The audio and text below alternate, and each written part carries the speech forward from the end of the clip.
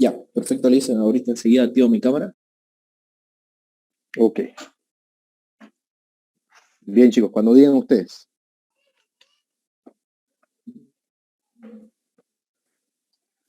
Bueno, en este caso primero voy a comenzar yo todo el tema de los indicadores y por último mi compañera Iris va a hacer la parte del aporte que hemos realizado como grupo. ¿Ya está en mi cámara? Bueno, espero que se escuche bien, que se vea bien mi video.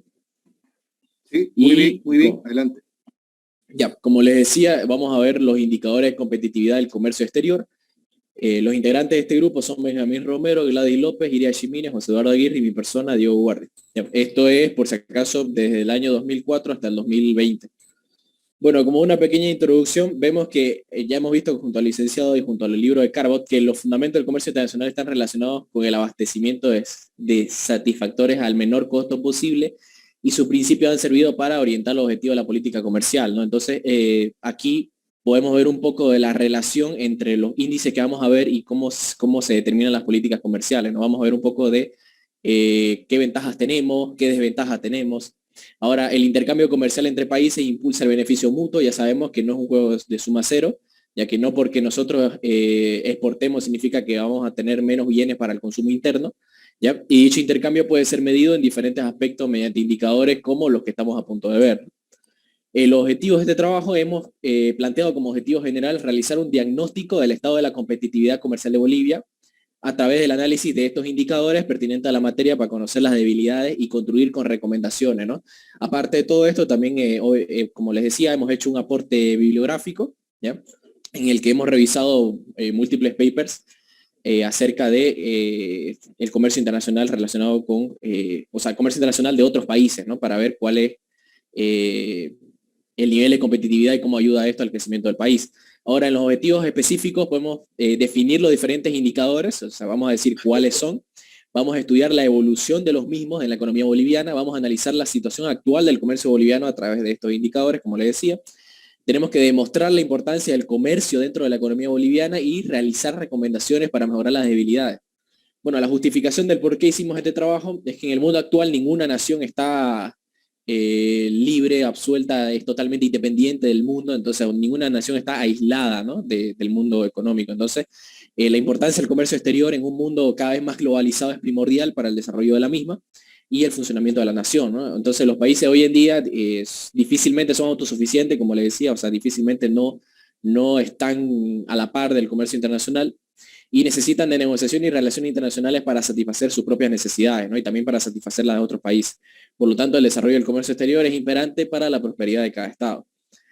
Bueno, los indicadores, según lo define el documento, en el mismo documento dice que esto es un documento, vale la redundancia, que muestra información anual de Bolivia y datos comparativos con los principales socios comerciales. Es decir, no solo vamos a ver datos de Bolivia, sino también de los principales socios comerciales con el mundo para darnos una idea de dónde estamos. Nos ayuda también a conocer la situación tanto actual como histórica del comercio, por eso estamos viendo desde el año 2008 para ver cómo ha evolucionado y podemos identificar tendencia futura, ¿no? El primero es la ventaja comparativa absoluta según sección de la clasificación uniforme del comercio internacional. Esto está expresado en puntos porcentuales y ahí podemos ver que este índice mide en qué proporción un grupo de productos tiene alta o baja cobertura en comparación con el comercio total del país, ¿no? Podemos ver que los que están por encima, o sea, los que están cercanos a 100, tienen una mayor importancia dentro del comercio de Bolivia, ya mientras los que están debajo del cero, o sea, los negativos son aquellos que no tienen una cierta ventaja comparativa absoluta, ¿no? O sea, en relación a qué es lo que nosotros exportamos, o sea, qué es lo que Bolivia es mejor al exportar, por así decirlo, podemos ver que entre los principales, o sea, los que están casi al tope, casi al 100, están, por ejemplo, los aceites y grasa de origen animal.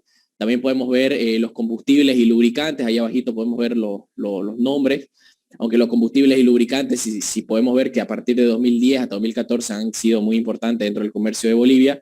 Luego del 2014, ya con la caída del boom de los precios, o sea, de la bonanza económica que existió gracias a los precios internacionales, ha ido cayendo, ¿no? Y abajo podemos ver que no tenemos una ventaja comparativa en relación a, por ejemplo, maquinaria y equipos de transporte, o sea, no somos un país industrial que sea capaz de exportar este tipo de materiales, por ejemplo, también de, si no me equivoco, de los productos químicos, ¿no? O sea, estamos hablando de productos ya industrializados. Luego tenemos la ventaja comparativa relativa, el anterior que vimos fue el comparativa absoluta. En este se mide la diferencia entre la ventaja comparativa absoluta de un grupo de productos y la del total de producto de comercio exterior que realiza una economía, en este caso la boliviana, ¿no? En este caso, si el indicador es positivo, o sea, los que están por encima de la barrera de los años, o sea, arriba de cero, podemos decir que el grupo de productos tiene una ventaja comparativa mayor a la media y los que están por debajo que tienen una ventaja, tienen una desventaja comparativa a la media, ¿no? Entonces podemos ver también lo mismo, o sea, por ejemplo, los productos alimenticios de animales vivos se encuentran por encima de la media, o sea que tenemos una ventaja comparativa relativa. También podemos ver los aceites y grasas de origen animal, como les decía anteriormente, los combustibles y lubricantes, que ha sido una sección muy importante dentro de la economía boliviana por muchos años, y etcétera, ¿no? Luego la cuota de mercado, dentro de la cuota de mercado del comercio internacional, esta cuota es una medida expresada en porcentaje, como lo podemos ver ahí abajo, y denota la parte de exportación de un determinado grupo de productos respecto al total del mercado de exportación del país. Es decir, es como que qué porcentaje ocupa cada uno de estos grupos de productos dentro de todo lo que exportamos, ¿no? Entonces, mientras más alto sea, significa que exportamos una mayor cantidad de este producto con relación a los demás que exportamos del país. Nuevamente, podemos ver que arriba se encuentran combustibles y lubricantes y podemos ver la importancia que ha tenido de 2010 hasta 2014 y a partir de 2014 hasta 2015 en adelante ha tenido una brusca caída debido a que ya no ha sido un bien que se veía favorecido en el comercio internacional, ¿no? Debido a los precios. Y también podemos ver que no se ha podido recuperar esos niveles desde 2016 hasta el día de hoy. Por debajo de este estaban los materiales crudos no comestibles, ya también tampoco no combustibles, y más bajito la producción de animales, perdón, productos alimenticios y animales vivos, ¿no? La cuota de mercado, por ejemplo, es con los principales, aquí podemos relacionar los principales socios comerciales, por ejemplo. Los valores más altos son con los que Bolivia tiene quizá un mayor, comparte una mayor cuota, perdón, comparte un, ¿cómo decirlo? Estamos viendo en realidad la cuota de mercado que tiene cada uno de los países comerciales a nivel mundial, ¿ya? Podemos ver que Bolivia se encuentra casi nulo, casi no se lo puede ver, ya porque Bolivia no tiene una cuota de mercado a nivel mundial impresionante. En cambio, China, por ejemplo, que es el valor que ha ido incluso ascendiendo, ya supera a Estados Unidos dentro de las cuotas de mercados a nivel internacional. Por debajo de China está Estados Unidos y por debajo de Estados Unidos se encuentra Brasil, luego Argentina, Perú, que han sido los principales socios comerciales que hemos elegido, ¿no? Entre tantos que hay. Después podemos ver la especialización internacional según sección de la clasificación. Y aquí, por ejemplo, en esta sección es una medida que permite examinar la vocación exportadora de un país, ya en cada grupo de los productos que estamos viendo y la capacidad del mismo de poder construir ventajas alrededor de este grupo de productos. Nuevamente podemos ver que el principal factor ha sido combustibles y lubricantes, pero de 2010 hasta 2014 y luego de 2014 llega a tener una bajada y llegamos a ver incluso un quiebre en el que ya los materiales crudos no comestibles, no comestibles o los no combustibles llegan a superar incluso a los combustibles, ¿no? Y para 2019 podemos ver que las mercancías y operaciones no clasificadas en otro rubro, que enseguida se las digo, son, por ejemplo, paquetes postales no clasificados, operaciones y mercancías especiales no clasificadas según su naturaleza, monedas, excepto el oro, que no tienen curso legal, o el oro no monetario, ¿no? Estos son los que se encuentran en las mercancías y operaciones no clasificadas. Aquí podemos ver la especialización internacional de Bolivia y comparada con la de sus principales socios comerciales. Entonces, esta es una medida de ver qué grado de especialización internacional tienen los países. Muy parecido a la cuota de mercado, aquí podemos ver qué país puede llegar a sacar una ventaja en torno a un grupo de productos. Y nuevamente podemos ver China, que sobresale por el resto de los países. También luego, si no me equivoco, en la mayoría está Brasil, en algunos está Estados Unidos y Argentina, ¿no? Peleando por el segundo, tercer puesto. Bueno, aquí está la tasa de cobertura, también según la sección de la clasificación uniforme del comercio internacional. Esta tasa de cobertura relativa en este caso se define como el cociente entre exportaciones e importaciones, ¿ya? Aquí, por ejemplo, si es mayor, bueno, perdón, en este caso lo que estamos viendo es qué nivel de importaciones puede llegar a ser financiadas por sus exportaciones. ¿Ya? Entonces aquí podemos ver que los que nos ayudan más a financiar nuestras importaciones, los grupos de productos que nos llegan a ayudar a financiar estas importaciones son, por ejemplo, en este caso, estas mercancías y operaciones no clasificadas que ya le había hablado anteriormente, que incluso llegan a valores para 2019 y 2020 que ni siquiera entran dentro de la gráfica, como 3.789 y 3.950. Por debajo se pueden encontrar los materiales crudos no comestibles y también aceite y grasa de origen animal, ¿no? La tasa de cobertura de Bolivia de los principales socios comerciales. Esta es una medida, por ejemplo, de saber cómo se encuentra la balanza comercial de los países. Entonces, aquellos que tienen mayor nivel acá, o sea, un nivel más alto, son aquellos que tienen una balanza comercial positiva, y aquellos que tienen un nivel más bajo son aquellos que llegan a pelear en esa balanza comercial, es decir, que no pueden llegar a financiar todas sus importaciones con las exportaciones, ¿no? Aquí, por ejemplo, podemos ver en niveles bajos a Estados Unidos, que importa más de lo que exporta. Podemos ver, por ejemplo, a Brasil, a China, que se encuentra con un nivel, o sea, que exporta más de lo que importa, y así con el resto de países, ¿no? Aquí también está la tasa de cobertura relativa de los países.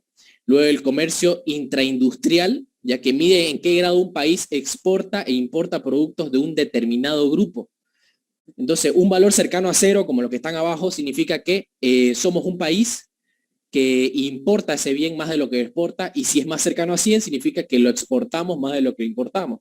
Entonces, por ejemplo, los productos alimenticios de animales vivos que se encuentran casi cercano a 100 son productos que nosotros exportamos más de lo que importamos.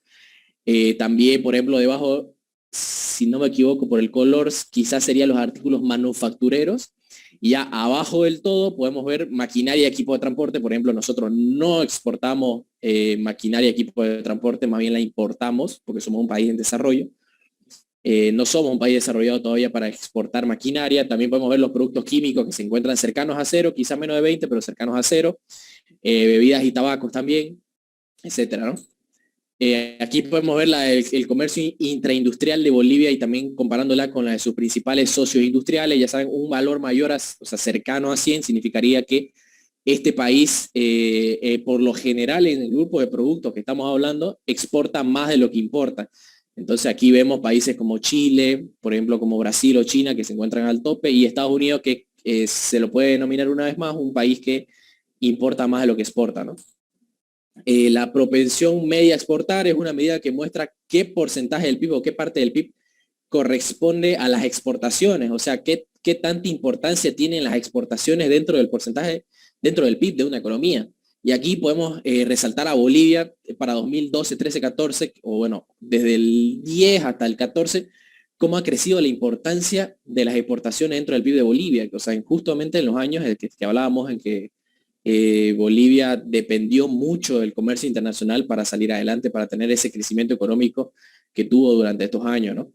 Entonces, podemos ver que luego las exportaciones cada vez explicaban menos al PIB, es decir, cada vez hemos tenido menos dependencia de las exportaciones, ya, pero esto se debe a que en ese momento exageradamente dependíamos de los precios de los bienes internacionales, ¿no? de los bienes, perdón, los precios internacionales de los bienes. Ahora, el siguiente gráfico sería el grado de apertura exportadora, que mide la proporción del consumo interno a la economía de un país que se destina a la exportación de bienes. Entonces, ¿qué porcentaje del PIB más o menos se destina a la exportación de los bienes? Y nuevamente, de 2010 a 2014 se puede ver esa alza increíble en el grado de apertura exportadora de Bolivia. Es decir, que nuestro PIB nuestro consumo interno estaba casi en su totalidad destinado a exportar, a crear bienes que se puedan exportar, o a la producción de bienes que se puedan exportar. Y a partir de 2015 en adelante ya Bolivia cada vez decaía más, ¿no? Bueno, el coeficiente de apertura externa indica la progresiva internacionalización de nuestra producción sumada al grado de interdependencia de la economía nacional con el resto del mundo. Entonces, se puede decir que es qué grado de dependencia nosotros teníamos como economía del comercio exterior en ciertos años. Y nuevamente, pareciera redundante, pero estos índices cada vez demuestran más que Bolivia se volvió muy dependiente del comercio internacional justamente en esos años en los que se tenía esa ventaja a nivel internacional, ¿no? En el comercio, gracias a los precios de los bienes. Por ejemplo, de 2010 a 2014 nuevamente, que ya fue cuando ya cayeron los precios, y para 2015, 2017, 16, 17, 18 en adelante, ya podemos ver que esto cae, ¿no? O sea, que cada vez se puede indicar un menos grado de dependencia. La propensión media a importar, ya habíamos visto la propensión media a exportar, si no me equivoco. Esta es la medida que muestra qué parte del ingreso nacional corresponde a importaciones. Ya, por ejemplo, para Bolivia, de 2010 a 2015 también, una gran parte del ingreso nacional se destinaba a las importaciones, ¿no? Entonces, esto refleja también un grado de dependencia de una economía hacia las importaciones, y estos niveles no han bajado mucho. A partir de 2014 han bajado, pero no han bajado tanto y se han mantenido en el tiempo hasta 2020, ¿no? En el que ya podemos ver que incluso la balanza comercial llegó a equipararse. Llegó, por ejemplo, pasamos de tener incluso una balanza comercial negativa a tener una balanza comercial positiva en el periodo de pandemia. Luego, el grado de penetración de las importaciones es la proporción del consumo doméstico que se importa.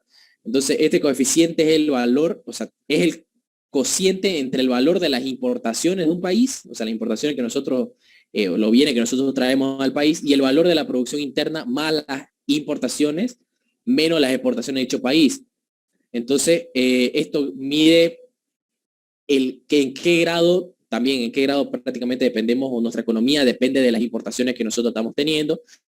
De 2010 a 2014 es como que nosotros importábamos bienes quizá de capital, maquinaria, equipo. Entonces cada vez nuestra economía dependía más, nuestro consumo interno, nuestra producción dependía más de esta maquinaria o de estos bienes que nosotros importáramos para seguir adelante, para salir adelante. Entonces, a partir de que terminaron estos periodos de bonanza, ya perdimos quizá un poco de importancia hacia las importaciones. El índice mensual, en este caso el tipo de cambio real multilateral, nos dicen en pocas palabras cómo ha ido evolucionando nuestra moneda con respecto a las de otros países. Aquí podemos ver que la tendencia es casi la misma para todos los meses, ¿ya? De los distintos años de análisis de 2010 a 2020. Entonces, como les decía, mide el comportamiento de una moneda respecto a la de otro país, y esto está deflectada por la razón de precio de ambos países. Podemos ver que nuestra moneda, en cuanto a rendimiento, ha ido cayendo con relación a la de otros países, ¿no? El índice Balasa, que es uno de los principales índices que podemos ver, mide el grado de importancia de un producto dentro de las exportaciones de Bolivia a otro mercado, versus la importancia de las exportaciones del mismo producto en las mide el grado de importancia de un producto dentro de las exportaciones de Bolivia, o sea, qué importancia tiene este producto dentro de nuestras exportaciones, contra la importancia de las exportaciones del mismo producto en las exportaciones del mismo producto hacia el mundo otra vez.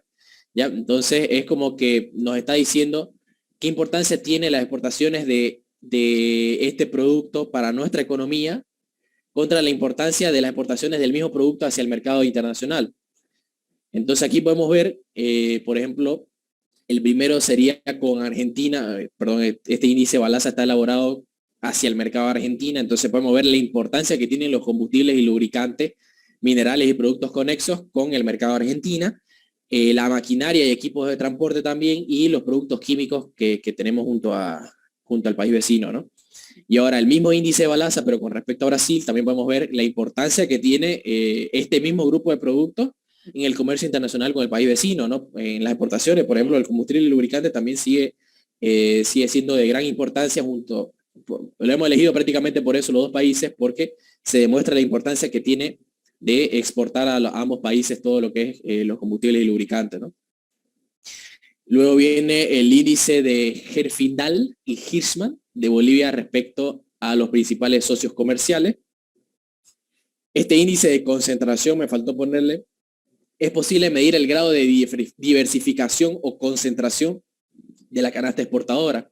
Mientras más alto es el índice, significa que existe una mayor diversificación de la canasta exportadora del país, y mientras más bajo significa que existe una menor diversificación de esta canasta exportadora, ¿no?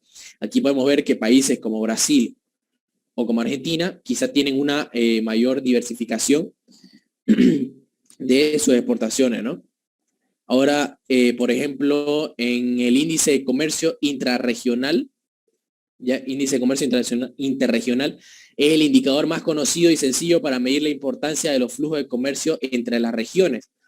Esto se calcula relacionando el total del comercio recíproco entre un grupo de países, ya sea por sus exportaciones o importaciones o ambas, en ambos casos, sobre el total de las exportaciones de que Bolivia o el grupo de países exporta al mundo. Es decir, llegamos a ver qué importancia tiene el comercio internacional con su región o entre regiones antes que con el comercio internacional, ¿no? Podemos ver que países como Brasil o como, por ejemplo, en este caso Argentina, tienen una ponderación más alta de comercio entre la región que aquel comercio que tienen hacia afuera, ¿no? Es decir, le dan más importancia al comercio entre la región que al comercio que sale de nuestra región, o sea, sale a mercados europeos, sale a mercados asiáticos, etcétera. En cambio, China le da más importancia al resto del mundo que al comercio con su propia región, por así decirlo.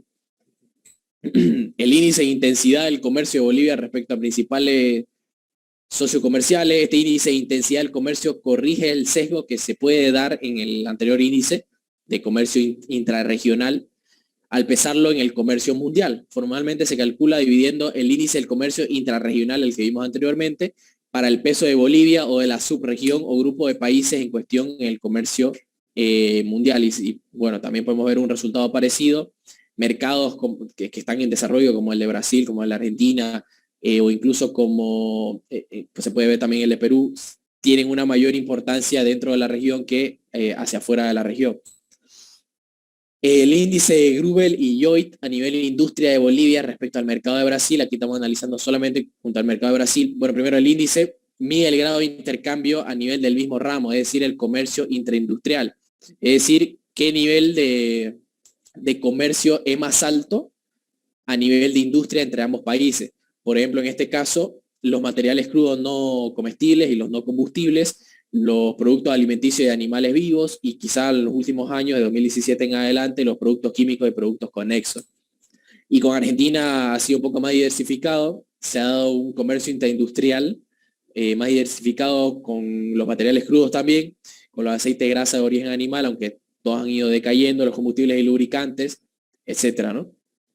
Esto fue el índice Grubel. Y ahora el aporte viene a ser por mi compañera Iris. Buenas noches, licenciado. Bueno, entonces, hablando sobre el aporte que decidimos hacer como grupo ha sido una revisión bibliográfica, que vimos que eso es lo que haría falta para poder nosotros sostener perdón, un momento, ahora sí, una posición en la que hablamos de la importancia de lo que es el comercio y más aún lo que es la diversificación de la canasta exportadora para un país en desarrollo como es Bolivia. Entonces, aquí tenemos en el PowerPoint, podemos ver los primeros 5 trabajos, donde se muestran primero que han sido probados para diferentes países. Todos estos son trabajos empíricos y los resultados de todos estos trabajos muestran evidencias robustas que indican que la exportación, la diversificación de la canasta exportadora para estos países está vinculada a un mejor crecimiento económico y un crecimiento económico más estable. La siguiente lámina, por favor. Bueno, aquí podemos ver, hicimos una revisión del total de 10 papers y bueno, entre los otros que están aquí, podemos ver que utilizan variedad de países, también está para países individuales, para regiones y tanto para los que son países de la Unión Europea como para países con economías en desarrollo como comparables a la nuestra. Y todos estos muestran resultados similares, ¿no? Que la diversificación de las exportaciones podrían llevar a un mayor nivel de desarrollo económico. Y entre las barreras que se pueden encontrar que limitan este cambio estructural están la calidad de la infraestructura, la falta de financiamiento, la burocracia y la debilidad de las instituciones públicas. Entonces, habiendo hecho esta revisión, al siguiente diapositiva, por favor. Aquí hicimos un resumen, tomando un artículo publicado por Vishal Sarim, no lo escribí por aquí, Mahaprata y Navin en el Academic Journal, donde clasifican las publicaciones por año, y son 88 artículos que hablan de la misma temática, y dividen por país investigado, por número de estudios y por tipo de efecto. Y bueno, aunque algunos estudios, muy pocos, muestran resultados contradictorios, una revisión más comprensiva y exhaustiva provee suficientes fundamentos para afirmar que la diversificación de las exportaciones ocasiona un impacto positivo sobre la tasa de crecimiento. Y más aún, esto en economías en vías de desarrollo. Entonces la mayoría de los estudios ha exhibido que esta diversificación tiene un efecto negativo, o sea, inverso, con la inestabilidad en el crecimiento económico. Por lo tanto, otorgan estabilidad al crecimiento económico. Bueno, entonces, analizando todo esto, nosotros llegamos a ciertas conclusiones que son, eso, siguiente, hasta las conclusiones. Ahí está.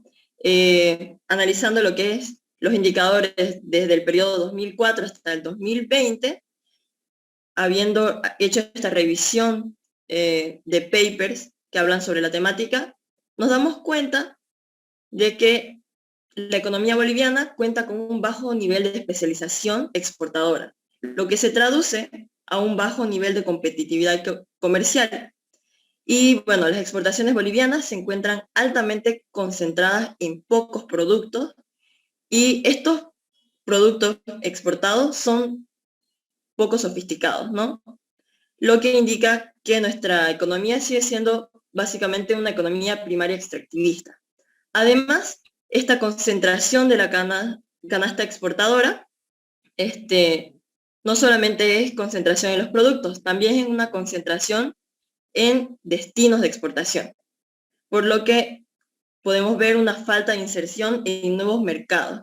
Y finalmente, el grado de cobertura, de apertura comercial decreciente, cada vez ha ido cerrándose más la economía, nos muestra una conversión, una tendencia a políticas cada vez más proteccionistas. Bueno, entre nuestras recomendaciones tenemos que mejorar la calidad de la infraestructura es una necesidad. Igualmente, la falta de financiamiento es algo que nos muestra una barrera para un crecimiento más sostenible. La burocracia y las políticas públicas que desincentivan a la inversión en sectores de alto potencial productivo también se presentan como una barrera.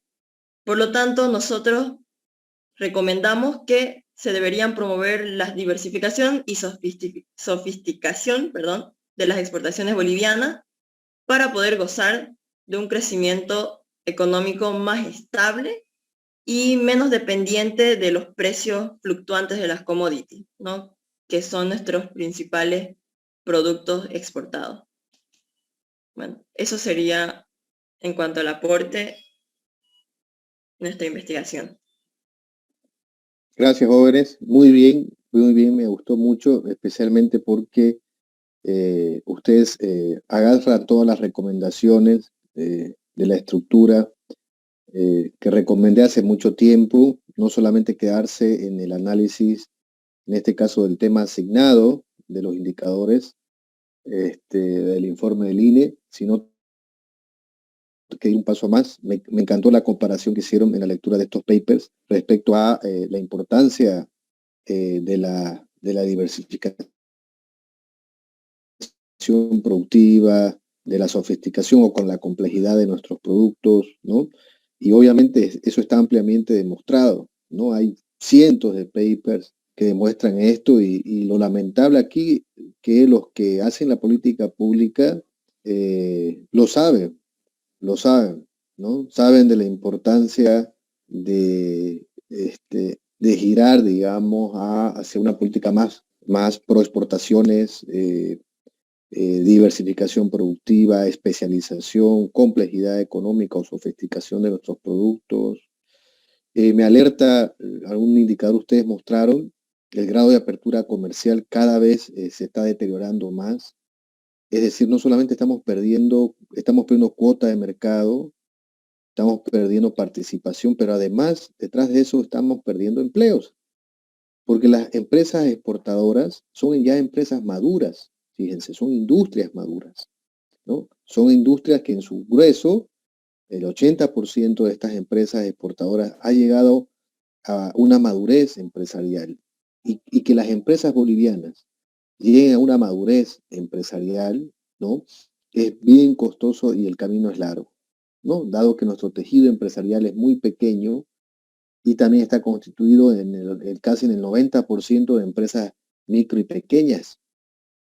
Entonces, exportar es muy complejo, ¿no? Porque necesitas no solamente que tu producto sea bueno, sino una complejidad de cosas y también gente que te ayude, profesionales que te ayuden justamente a internacionalizarte.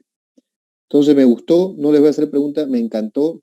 Mejor yo les sugiero estos indicadores, no sé si los han extraído del informe o lo han hecho en Excel. Los convoco a que los hagan en Excel para su ejercicio y para que ustedes sigan. Yo a veces critico, bueno, alguna institución que hace simplemente análisis de las exportaciones muy light, ¿no? Solamente de simples variaciones, pero ustedes con su formación economista, ¿no? Pueden tener este análisis de las exportaciones no como una foto del momento. La foto es importante quizás para informar en ese momento a los desinformados, pero además de eso están todos estos indicadores que nos dicen el estado de situación de mediano o largo plazo, pero especialmente el estado de situación que se encuentran en nuestras exportaciones y también las importaciones. Entonces, estos indicadores que ustedes han analizado, y hay otros también, si ustedes lo saben calcular, entonces ya pueden ganarse un espacio ahí en CADEX, en CAINCO, como practicantes y Dios mediante como posibles trabajadores ahí. Entonces, es muy fácil llevarlos esos indicadores a un Excel, bajarse la base de datos que está en el INE y comenzar a hacerle seguimiento todos los meses según el reporte de las exportaciones, ¿no? Porque una vez teniendo la fórmula, uno hace su base de datos y va haciendo, y eso sería un análisis. Ustedes saben que nuestra carrera tiene el observatorio de las exportaciones y la logística con CADEX, entonces podría servirles eso, ¿no? La última vez que lo hizo eso y trabajó un tiempo conmigo cuando yo estaba de economista senior en CADEX, era este muchacho que es muy bueno, que ya ahorita está trabajando en el BID. No me acuerdo su nombre. ¿Chalup? Miguelito. Sí, Miguelito Chalup, ¿no? Entonces lo hicimos con él, en un año estuvimos haciéndole seguimiento y es llamémosle así, un análisis muy serio, digamos, ¿no? Que te dice el estado de situación y que pocos gremios o si no analistas económicos lo hacen. Entonces ustedes tienen la oportunidad de hacerlo. Y hay otros también, hay otros que se pueden calcular que están en los manuales de la CEPAL también. La CEPAL tiene algunos indicadores de comercio, de competitividad del comercio y también de competitividad del comercio. Entonces se pueden calcular mucho más indicadores que nos dan mucha más certeza y más profundidad del estado de situación de las exportaciones, ¿no? Sigan así, jóvenes, me encantó el trabajo, espero que los demás trabajos vayan siendo, digamos, de alguna manera contagiando a sus compañeros la disciplina que han tenido en el entendido de que yo les pedí la parte teórica, la parte teórica conceptual, el diagnóstico y el aporte, ¿no? Y eso es muy importante en la estructura de un trabajo de investigación, porque estamos yendo un paso más allá. No solamente nos estamos quedando en conocer la variable, sino en un aporte que pueda darnos más luces respecto al análisis de esa variable. Se ve que han leído bastante, así que pasen al grupo el material, ¿no?, de su resumen y su PowerPoint. Muchas gracias, Lisa. Enseguida lo pasamos. Bien, vamos a salirnos de nuevo y entramos y expone el otro grupo. ¿Ok? Que está conformado por Griselda Arias Izaguirre. La compañera pertenecía a otro grupo, pero se unió al nuestro debido a que todos los integrantes del grupo 8 no participaron en lo que es la investigación, ni lo que es el proceso de investigación y el proyecto. Así que se salieron del grupo. Luego está mi persona, Diego Fernando Romero Guzmán, Zulema Andrade Ampuero, Susana Rojas Flores. ¿Puedes continuar, Griselda, por favor? Bien, modo presentación. Después me informa quiénes, no, los que están aquí en el informe y en su presentación son los que han trabajado. ¿Eso entiendo? Sí, licenciado. Así Sí, licenciado. es. Ya, ok, eso quería entender. Entonces, solamente los 4, ok. Bien, adelante, modo presentación y empiece, Griselda.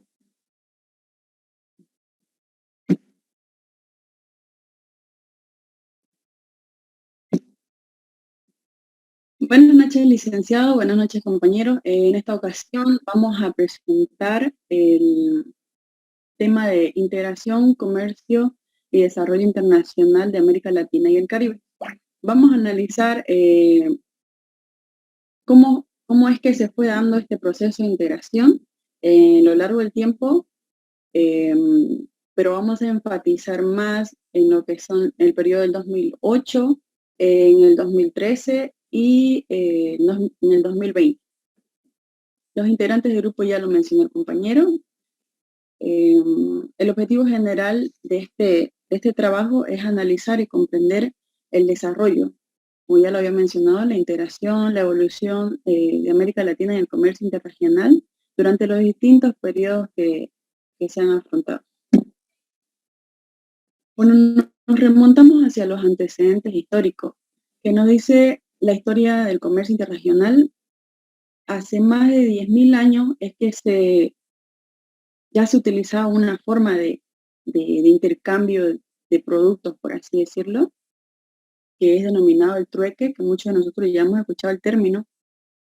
Entre 1950 y 1990, las economías latinoamericanas y caribeñas implementaron un modelo de desarrollo económico hacia adentro, es decir, debido a los procesos que pasaban en ese entonces a nivel mundial, fue que se implementó este proyecto que se llama EASY, que sus objetivos tenían como que la protección del mercado interior de las economías frente a la competencia exterior. Es decir, que adoptaron el modo más proteccionista, ¿no?, del país, que los productos se hagan en el país y puedan ser vendidos dentro de este. Y aún así, también colocaban aranceles bastante altos para aquellos productos que vengan desde el exterior. Y la progresiva sustitución de bienes importados por otros de producción nacional, como ya también lo mencioné. El cambio del modelo. Al ver que se adoptó este proyecto de leasing, que era un mercado hacia adentro, no tuvo el resultado que todos esperaban. Es por eso que se hizo un cambio de modelo. Aquí es donde entra y juega un papel muy importante la CEPAL, que es la Comisión Económica para América Latina y el Caribe. Esta institución se creó para ayudar a los países de América Latina y el Caribe con información, ya sea cuantitativa o cualitativa, para que éstas puedan mejorar, ya sea con sus políticas económicas y demás. como bien dice acá, tomaría en cuenta la transformación productiva con equidad basada en la mejora de la inserción internacional de las economías latinoamericanas y caribeñas en el proceso de globalización económica mundial. Se da una reforma comercial radical, como ejemplo, Chile, entre los años 1974 y 1979, y redefinen el papel del Estado que juega dentro de la economía. Se dan cuenta de que existen los factores macroeconómicos y microeconómicos que influyen dentro del crecimiento económico de un país. La integración. Si bien muchos comprendemos integración como un ejemplo de que solo compartimos o exportamos un solo producto a cierto país y ya definimos que es una integración, estamos integrando ciertos países con un solo producto. Sin embargo, no es así, porque la integración es algo mucho más profundo que se da tanto en el ámbito económico, político, sociocultural o físico. Las podemos categorizar como relaciones de poder, que dice que es una integración hegemónica, y también existe la integración consensual. Una hegemónica es donde un solo país influye sobre los demás. Sin embargo, la integración consensual es que los países que forman miembros de ciertos tratados puedan llegar a un acuerdo y así que sean todos tomados en cuenta. La naturaleza de la integración, como ya lo había mencionado, pueden ser económicas, políticas, culturales o físicas. El ámbito o el alcance que tienen pueden ser espaciales o estructurales. En el espacial se encuentran las partes fronterizas, pueden crear proyectos para pasarse productos, por así decirlo, por vía carretera. Entonces llegan a un acuerdo dentro de los países que tienen, que comparten la región fronteriza. Puede ser subregional, regional o mundial.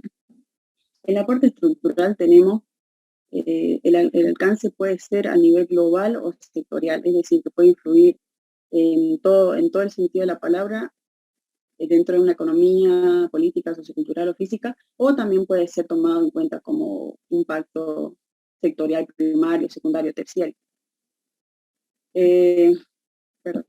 Los participantes pueden ser dentro del sistema económico o el nivel de desarrollo.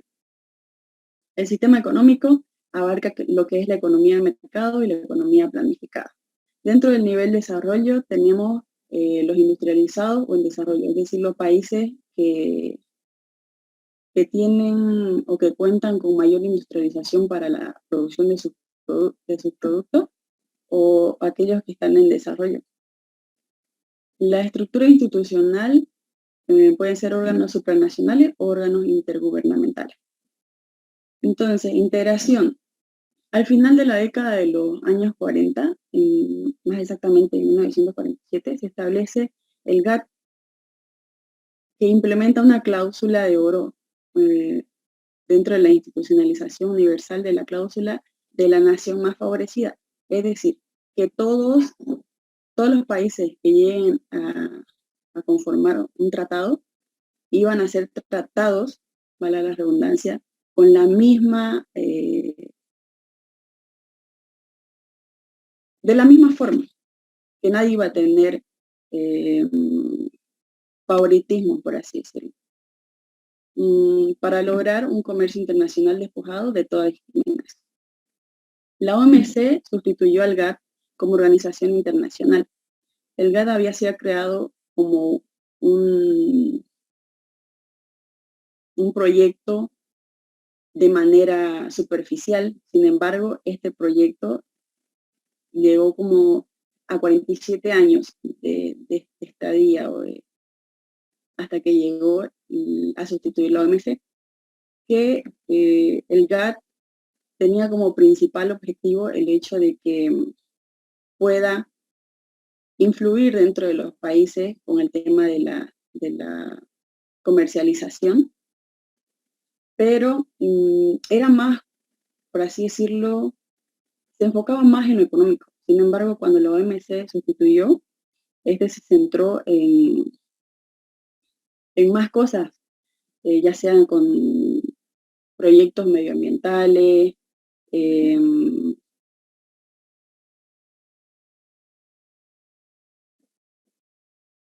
con proyectos de educación incluso, ya que actualmente tenemos dentro de países latinoamericanos ese tipo de tratados. Entonces, la integración latinoamericana entre los años 70 y 80 se da un acuerdo subregional andino que se llega a denominar el Grupo Andino, GRAN. Estas características regionales tenían como la superficie conjunta de los países andinos que conformaban estos, llegaba a ser 4,7 millones de kilómetros cuadrados. Los países que integraban este acuerdo estaban Bolivia, Ecuador, Venezuela, Colombia, Perú y Chile. Siendo así,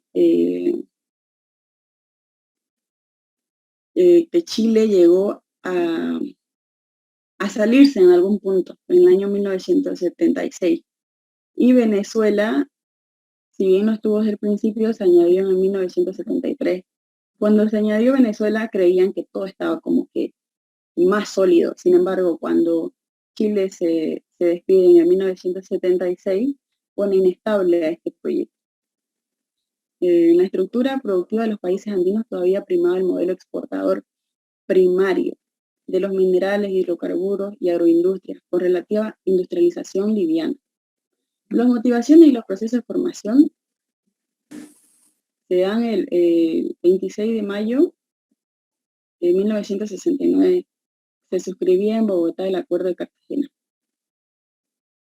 El objetivo de este acuerdo era el desarrollo armónico y equilibrado entre los países miembros, procurando reducir las diferencias existentes entre estos, acelerar su crecimiento a nivel individual y conjunto mediante la integración económica, facilitar su participación en el proceso de la LAL y establecer condiciones favorables para su conversión en un mercado común. También tenía como objetivo el mejoramiento persistente del nivel de vida de los habitantes de la subregión. En sí, el objetivo fundamental e inmediato era alcanzar la unión económica en toda su totalidad. En esta primera etapa del proceso de integración andina, bajo el denominativo de Grupo Andino o Pacto Andino, que duró más de 35 años, en un protocolo de Trujillo, que llegaron a un acuerdo, en su momento plantearon nuevas reformas, y estas nuevas reformas dieron lugar a la comunidad andina. Luego, al ver que este proyecto, se habló de integración en Latinoamérica, del Grupo Andino, en sus altas y sus bajas, no llegó del todo a cumplir sus objetivos. Es por eso que se da el Pacto Amazónico. Sus características son que la Amazonía constituye el mayor sistema hidrográfico del planeta. Representa el 32% de la superficie total de América del Sur, con 5,6 millones de kilómetros cuadrados, que conforman la cuenca del río Amazonas, en el que discurre por 6.500 kilómetros desde los Andes hasta la desembocadura del Océano Atlántico. La naturaleza y objetivo de este pacto amazónico es un típico proceso de integración física entre sus objetivos que contemplan acciones y esfuerzos conjuntos a fin de hacer posible el desarrollo integrado y armónico de la región. Sus principales áreas de acción son las siguientes: el desarrollo de la infraestructura de transporte y comunicaciones, la colaboración científica y tecnológica, la preservación de la flora y la fauna de la región, el control ecológico, el aprovechamiento de recursos hídricos, la libertad de comercio, la cooperación en materias de meteorología, agricultura, turismo, salud, vivienda y desarrollo social. Sin embargo, no se ha llegado a aprovechar en su totalidad este pacto amazónico. Hoy en día solamente es como que de mayor relevancia la preservación de flora y fauna, ya que lo denominan como el pulmón, ¿no?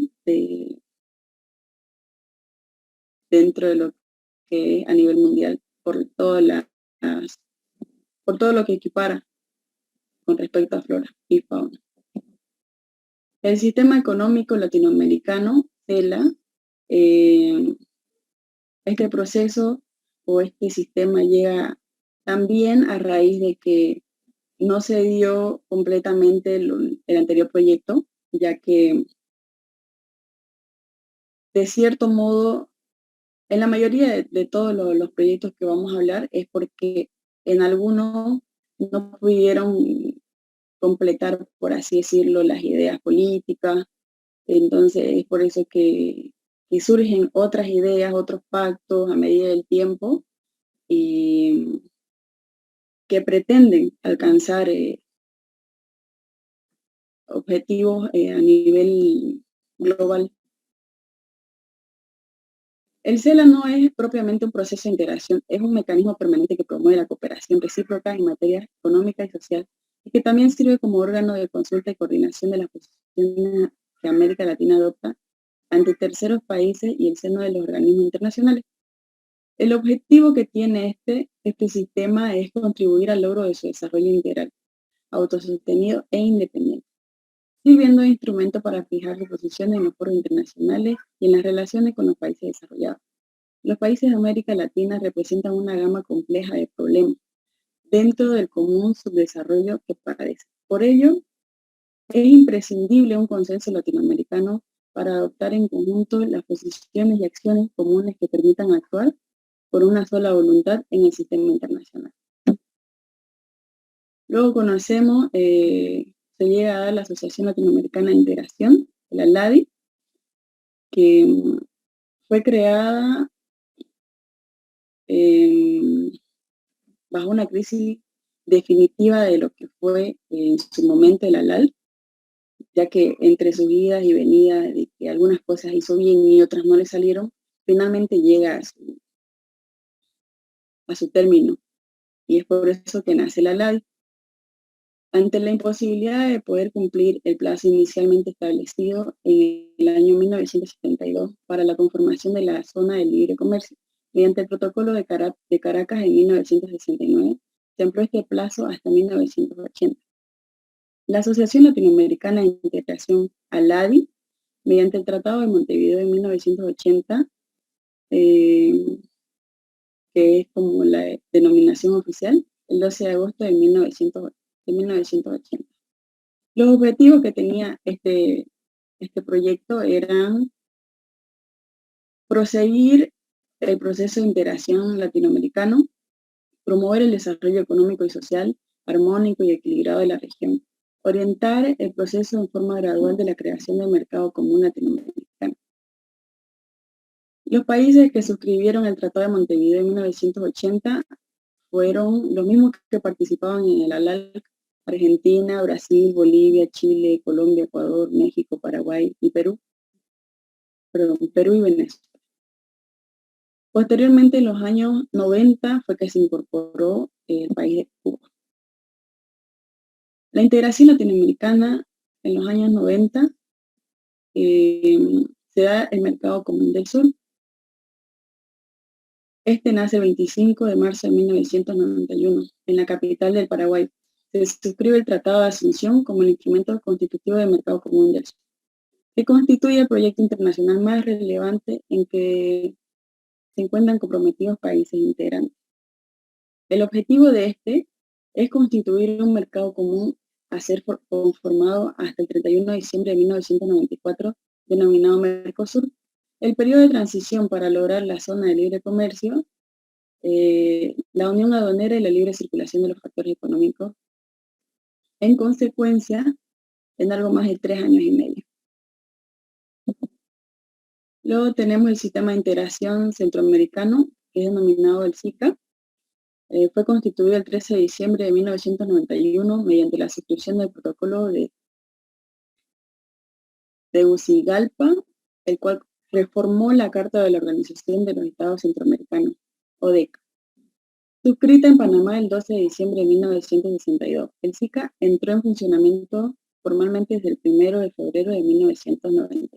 El objetivo que tenía era la realización de la integración centroamericana para constituirla como región de paz, libertad, democracia y desarrollo. Los países miembros de este sistema de integración eran estados de Belice, Costa Rica, El Salvador, Guatemala, Honduras, Nicaragua y Panamá. La República Dominicana participa como un estado asociado. La Comunidad Andina se creó en el año 1997 en reemplazo al Pacto Andino. En sus 40 años de existencia y sus logros en el campo no comercial, tenemos la liberalización sustancial del comercio intrasubregional, el establecimiento de un arancel externo común en perfeccionamiento que ubica el proceso a nivel de una unión aduanera imperfecta, la armonización de políticas en muchas de las áreas involucradas en la integración, una formulación de regímenes comunes que legislan en forma uniforme aspectos fundamentales para la integración, el establecimiento de un ordenamiento jurídico andino sobre base de supranacionalidad, el desarrollo de un sistema institucional andino con órganos principales de carácter político y técnico y un conjunto de instituciones que cubren las distintas áreas del proceso. Los logros adicionales no comerciales que se dieron en este proyecto lo podemos gozar actualmente, que son el tema de los pasaportes. Nosotros, si queremos viajar al país de Perú, Colombia, pues no nos piden un pasaporte, no nos piden visa, incluso si vamos a trabajar a esos países, nos aseguran el tema de la seguridad social dentro del trabajo. También se desarrolló el Plan Integrado de Desarrollo Social en temas de empleo, salud, educación, inclusión y una agenda ambiental. Se incorpora la integración de latinoamericana y suramericana como un objetivo prioritario dentro de la agenda andina. El propósito es hacer de la comunidad andina un espacio que articule Sudamérica, Centroamérica y el Caribe. En este sentido, ha sido importante el rol que los países andinos cumplieron en el proyecto de constitución de la Unión Suramericana, concretado finalmente en la actual UNASUR. El área de libre comercio de las Américas, denominado el ALCA, los esfuerzos para unir la economía de las Américas en una sola área de libre comercio se iniciaron en las cumbres de las Américas, que se llevó a cabo en Miami, Estados Unidos, en diciembre de 1994. Los jefes de Estado y de Gobierno de las 34 democracias de la región acordaron la creación de un área de libre comercio de las Américas, ALCA. Aquellos que apoyaban el ALCA decían que era un tratado que quería impulsar el comercio en toda la región, reduciendo los aranceles sin consecuencias traumáticas iniciales, pero sí con un paso hacia el desarrollo a través de las transacciones comerciales. Impulsarían la especialización, la competitividad, la desaparición de monopolio, la mejora del nivel de bienestar de la población y un desarrollo en las infraestructuras. Ante la alternativa de un acuerdo que quedará solo en la reducción de aranceles y mejora del acceso al mercado, muy lejos de las ambiciones que se tenían en un principio, el proyecto del ALCA quedó indefinidamente pospuesto a partir de la cumbre del 2005.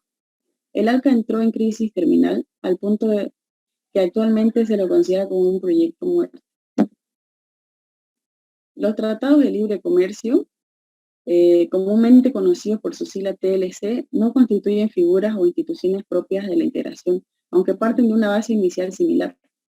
Los objetivos de este, en promedio y formalmente, pretenden lo siguiente: eliminar las barreras que afecten el comercio recíproco, promover las condiciones de una competencia justa, incrementar las oportunidades de inversión, proporcionar la protección de los derechos de propiedad intelectual, establecer procesos efectivos de la estimulación de la producción nacional, como también así fomentar la cooperación entre países amigos y ofrecer un mecanismo de solución de diferencias.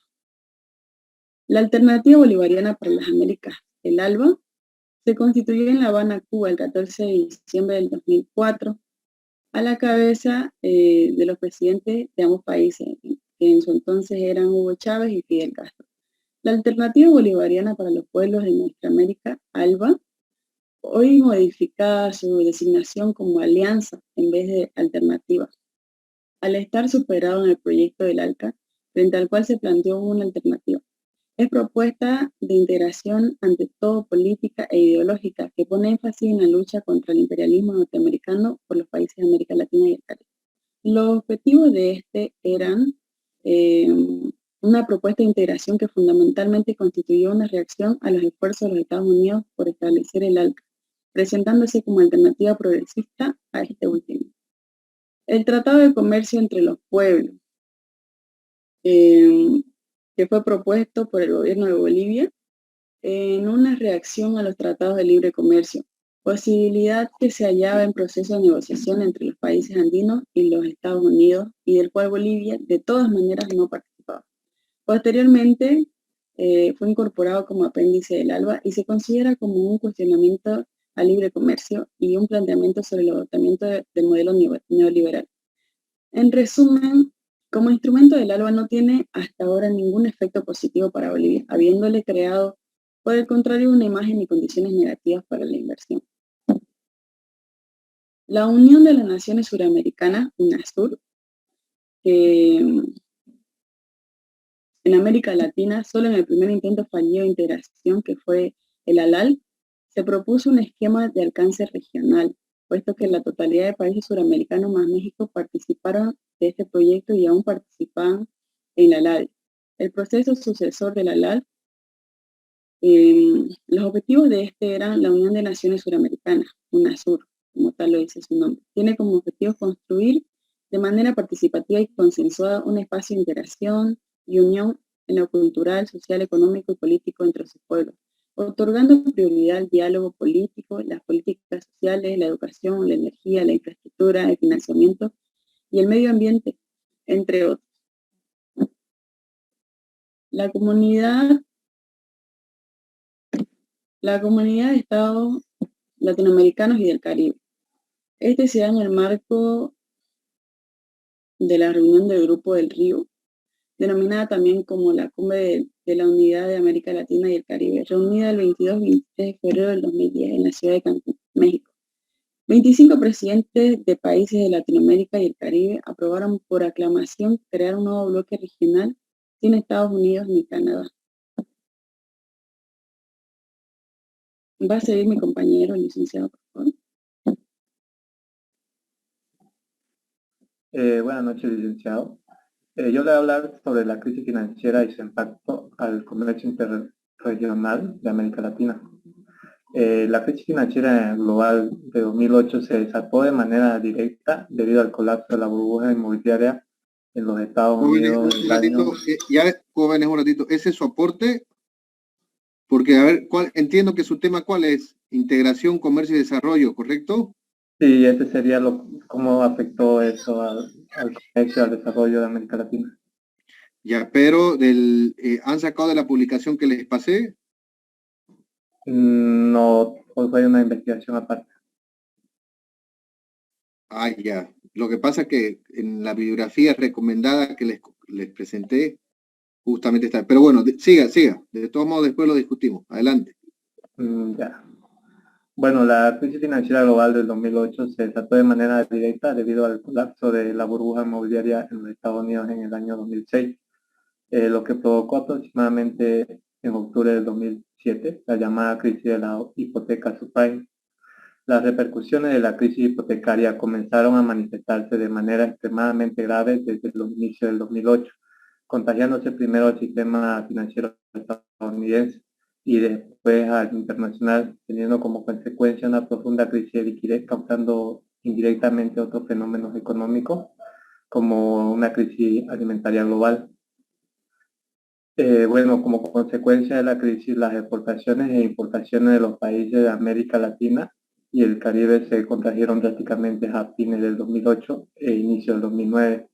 La crisis se tradujo en una mayor déficit comercial en los países de la región al término del 2008 e inicio del 2009. La evolución mensual de las corrientes comerciales de la región con los principales países socios de América Latina y el Caribe muestra una clara contracción al valor tanto de las exportaciones como de las importaciones, desde el tercer trimestre del 2008 hasta fines del primer trimestre del 2009. A partir de entonces se observa una recuperación con una tendencia similar a la de largo plazo. La recuperación de las exportaciones se concentra en América del Sur, lo que corresponde a una elevada demanda de producto básico por parte de China.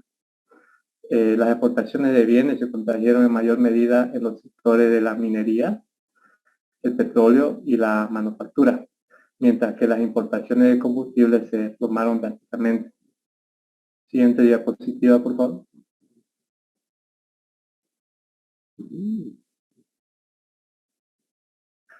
En el estudio del comercio internacional en América Latina y el Caribe del 2009, la crisis y recuperación, según la CEPAL, señala que además de que las importaciones cayeron un 25% en valor, aunque las exportaciones como las importaciones muestran una disminución importante a menor a la observada al cierre del primer trimestre del 2009, menos un 31% y menos 29% respectivamente, y permite mirar a 2010 con mejores perspectivas. El informe actualiza los datos del panorama de la inserción internacional de América Latina y el Caribe 2008 al 2009.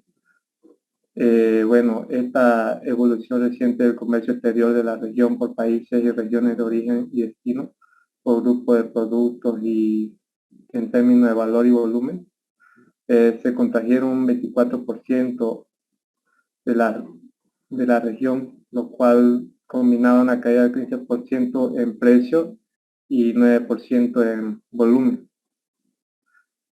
Siguiente diapositiva, por favor. Este impacto de la débil economía mundial sobre el comercio latinoamericano y el caribeño, para el 2013 tuvieron unas proyecciones que sugieren que la economía mundial caería menos de la previsto al inicio del año. A pesar de las condiciones financieras, la desaceleración de los países emergentes durante el primer trimestre condujo a que varios organismos internacionales disminuyeran su proyección de crecimiento de la economía mundial para este año. El comercio latinoamericano sufre un impacto de débil entorno internacional durante el primer trimestre del 2013. El valor de las exportaciones latinoamericanas cayó un 1,7% y este es el resultado de una reducción del 0,6% del volumen y un deterioro del 1,1% de los periodos de los productos exportados de la región. La siguiente diapositiva, por favor. Luego tenemos en la crisis sanitaria el impacto que se dio a América Latina. Según la Secretaría Ejecutiva de la Comisión Económica para América Latina y el Caribe, la cual es la CEPAL, en su sigla, dio a conocer en conferencia de prensa un informe especial del COVID-19 de la institución titulado Los efectos del COVID-19 en el comercio internacional y la logística, en el cual proyecta que el valor de las exportaciones regionales se contraería un 23% para ese año y el de las importaciones un 25%, cifra superior al 24% anotado durante la crisis financiera del 2008 y 2009. La disminución se da en un contexto global en la cual el comercio mundial acumula una caída de 17% en volumen entre enero y mayo del 2020. América Latina y el Caribe es la región en desarrollo más afectada por esta coyuntura y estará marcada principalmente por los retrocesos en los envíos de manufactura, minería y combustible. El desplome del turismo caerá un 50%, arrastrará a las exportaciones de servicios, especialmente del Caribe, mientras que el comercio interregional mostrará también una fuerte contracción del 23%, especialmente de la manufactura. Todo esto resultará en una pérdida de capacidades industriales y una reprimarización de la canasta exportadora de la región. El informe también advierte que profundizar la integración regional es crucial para salir de la crisis. Con pragmatismo debemos rescatar la visión de un mercado latinoamericano integrado. Además, la región debe reducir costos mediante una logística eficiente, fluida y segura. Así fue como lo señaló Alicia Bárcena durante la presentación del informe, documento de la CEPAL. Eso sería todo, licenciado. ¿Cuál es su aporte?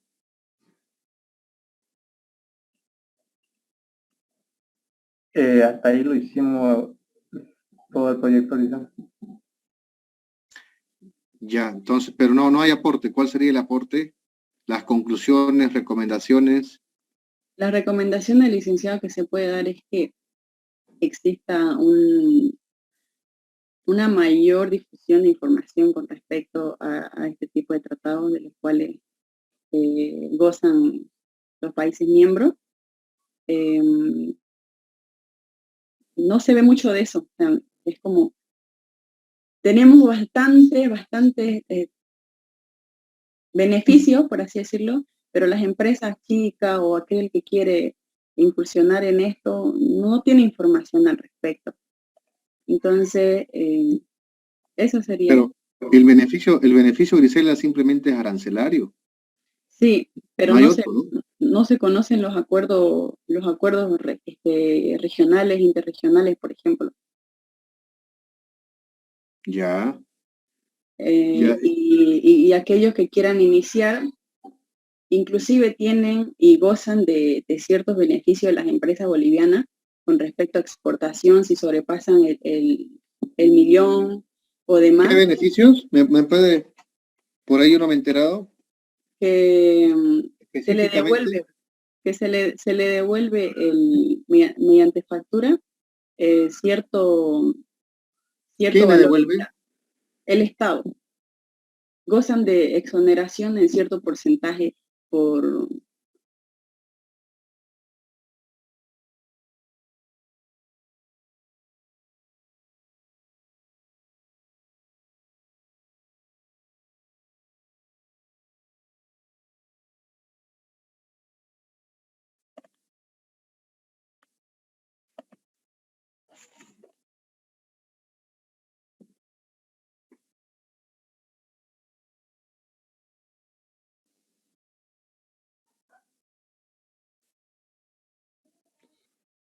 Sí, el gobierno les devuelve el 13% de lo que es el valor del IVA cuando sobrepasan este porcentaje de exportación, siempre y cuando a todos los productos que se hayan utilizado en la elaboración de de estos bienes o productos, valga la redundancia, hayan sido comprados dentro del territorio nacional y por ello aportado también, ¿no?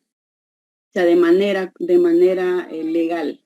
Todo aquello que es ilícito no es considerado, ya que agarran con las facturas es que hacen este tipo de declaraciones. Ya. Bueno, para eso la aclaro. ¿Sí? Fíjese, en el mundo hay un principio hace 200 años de que no se pueden importar impuestos. ¿Ok? Hay una regla y esa regla no lo dio ni el anterior gobierno. Son reglas emitidas por la Organización Mundial de Comercio, donde las exportaciones tienen neutralidad impositiva. ¿Por qué? Por una simple respuesta, pues, ¿no? ¿No? Porque ellos no venden en el mercado interno. Imagínense a pagar impuestos si no venden en el mercado interno. Entonces, una empresa, por ejemplo, fíjese, que produce mermeladas, una empresa del Chapare, que produce mermeladas de gualele, entonces le compra al del Chapare los gualeles, ¿no? Los lleva a la industria y la convierte en mermelada. Esa mermelada de gualele necesita, además del gualele, que es la materia prima principal, necesita azúcar. ¿Dónde la tiene que comprar? En algún ingenio de Montero. ¿Sí? ¿Qué más necesita? 2 o 3 cosas probablemente, ¿no? Entonces, el Estado está en la obligación, no es un regalo ni un beneficio, ¿sí? Es una obligación devolverle los impuestos a las empresas exportadoras.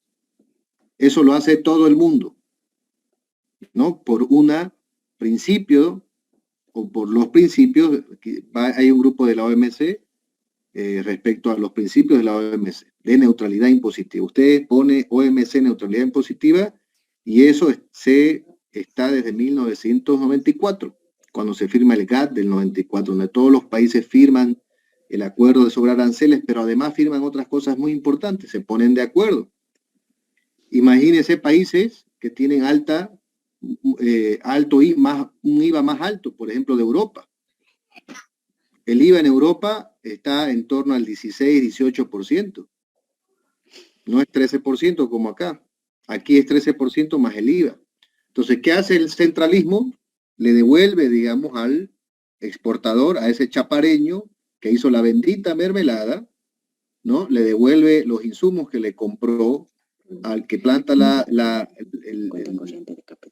¿cómo se llama? El que planta, en este caso, el gualele, y donde compra el azúcar. Porque cuando usted compra un producto formal y va a exportar, tiene que presentar los documentos. Juana Jiménez, Juana Jiménez, apague su micrófono. Bien, entonces, eso para aclararle a Grisela y a los demás chicos, ¿no? En el mundo hay una neutralidad impositiva. No se permiten exportar impuestos los exportadores, porque no lo venden, no lo pueden descargar, ¿correcto? Pero el Estado, a través de los CDI, se llaman ese instrumento, les devuelve, inclusive tarde, después de 3, 4 años, les devuelve a esos exportadores el impuesto que han pagado, ¿no? Y le debe miles de millones de dólares, le debe este gobierno a los exportadores. Lo legal ¿sí? Sería dentro de un año, ¿no? Bueno, cuando culmine el año. En otros países es automático y hay un mercado de facturas. En Perú, en todo el mundo, menos en Bolivia. La factura, no se olviden que es un documento fiscal y se puede negociar. Sí. Entonces, en el mundo... Puede servir como pago de impuestos incluso. Es un documento... Correcto, de compensación. Eso pasa en Perú, pasa en Ecuador, pasa en Paraguay, pasa, ni qué decir en el mundo más desarrollado. Eso es automático. Es automático, inclusive en países como México, si no me equivoco, Uruguay también, Panamá, eso es automático. Los exportadores, una vez que exportan el producto al país de destino, cargan su factura de todas las facturas que han comprado al productor nacional para hacer un producto manufacturado que va a la industria y le devuelven en su cuenta corriente su plata, ¿no? Los recibos impuestos. Sí. No. Y eso es porque los gobiernos no son benevolentes. Sáquense de la cabeza. Los gobiernos, al contrario, ya someten al sector productivo y al pueblo. Entonces, en ese sentido, en el mundo eso se llama neutralidad impositiva. Un principio de que no podemos exportar impuestos. Por lo tanto, los estados devuelven a los productores exportadores porque son productores exportadores. Ese productor del Chapar, o ese productor de la Chiquitanía, o ese productor del Alto, o ese que hace castañas allá en Cobija, o el que hace el vino en Tarija, a ese le tienen que devolver. Y en Bolivia se devuelve a través de un instrumento que se llama CEDINS. Lo bonito fuera de que las facturas, haya un mercado de facturas donde se compensan otros impuestos. Los exportadores compensarían otros impuestos. Eso sería lo ideal. Y le devolverían o compensarían el saldo. Pero eso, como yo le digo, hace 20 años que yo estoy en el sector y esa propuesta se la hemos hecho a los gobiernos que han pasado. Y hasta ahora no hay. ¿Por qué? Porque es una medida, en este caso, de control a los exportadores. Bien, puntualmente, ¿cómo ven el tema de la integración de Bolivia hacia el mundo? ¿Ha avanzado según lo que han investigado, tal como dijo su amigo, el compañero que han investigado otra bibliografía? ¿Ha avanzado? ¿Se ha profundizado la integración? Ustedes hablan de integración. Y otra pregunta que va paralela a esto, ¿por qué es importante desde el punto de vista netamente económico, o sea, netamente de la producción, ¿por qué es importante la integración? Porque nos ayuda a poder sacar nuestros productos afuera. Existen acuerdos regionales que, y vuelvo al punto anterior, que no se conoce la información y que un productor pequeño o mediano puede acceder y puede exportar sus productos con tan solo inscribirse en una página. No recuerdo la página, pero tan solo con eso puede ya exportar. Entonces, esto lo hace importante, la integración de información, de culturas y demás, en lo económico dentro de lo que es el país. Nos ayuda a crecer. Bueno, las asimetrías de información no es la única razón. Ya, póngale que yo desde un helicóptero lance volantes o me vaya al parque industrial, los contrate a los estudiantes de ECO 400 y le digan, no dejen una empresa sin visitar y decirles que tenemos estos acuerdos y las empresas no van a exportar. ¿Sí? No es por eso puede ser una patita o una de las 200 cosas porque no exportan las empresas. El principal motivo es la competitividad y la productividad, o primero la productividad y la competitividad. ¿Sí?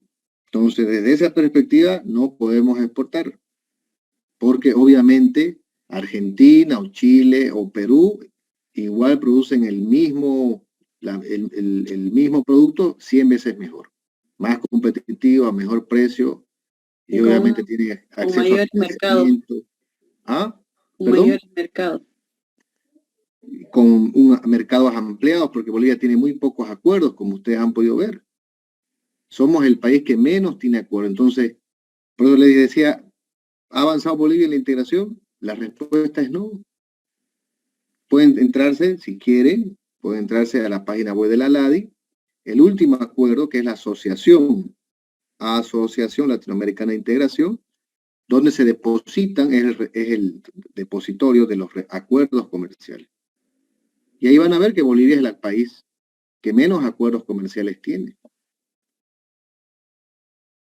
Entonces, Chile ya tiene 56, Perú, por ahí andan entre 30 y 60. Entonces, Bolivia, desde el último acuerdo que ha firmado, ha sido el 97, que es el acuerdo con el Mercosur.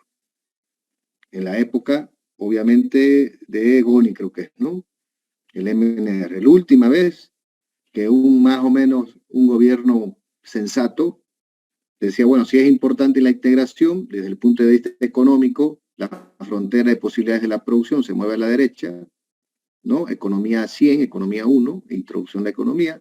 Sabemos nosotros que el comercio y la integración, como dijeron sus compañeros en la anterior exposición, incrementa el producto. Entonces, ¿qué quiere decir el producto? Esa frontera de posibilidades de la producción, que es nuestro menú de la capacidad productiva, se podría desplazar a la derecha, donde nuestro mercado ya no es un mercado de 10 millones de almas, ¿no? Hay algunos que no tienen almas, por cierto, pero bueno, más allá de todo eso, se hace un mercado infinito. ¿Correcto? Sí, es justamente por eso que nacen estos convenios o tratados, ¿no? Para ampliar su mercado y que no tengan... Para ampliar la frontera de posibilidades de la producción, ¿sí? No se olviden esa gráfica, ustedes en Economía 1 han avanzado esa gráfica. Y eso es lo que explica técnicamente, digamos, la base, por ejemplo, ¿no? ¿Por qué un país debe integrarse o debe exportar? Entonces, la primera respuesta más básica es decirle, bueno, para ampliar la frontera de posibilidades de la producción. ¿La producción qué es? Aumentar el PIB, la producción. Al aumentar la producción, ¿qué estoy aumentando? El ingreso nacional. El ingreso nacional, ¿qué incrementa? El empleo. Y el empleo, el ingreso de las familias, ¿no? Y es un círculo virtuoso, ¿no? Y también, no se olviden que ustedes aprenden dos gráficas en introducción a la economía. La gráfica de cómo funciona de manera circular la economía, donde están las empresas, la familia, el Estado y el rol de cada uno. Economía 1, que lo han pasado hace 4 años probablemente. Y en la segunda gráfica que ven ustedes en economía es la frontera de posibilidades de producción, jóvenes. Entonces, la innovación también aumenta la frontera de posibilidades de la producción. La tecnología, obviamente, aumenta las posibilidades de la producción. Las exportaciones también.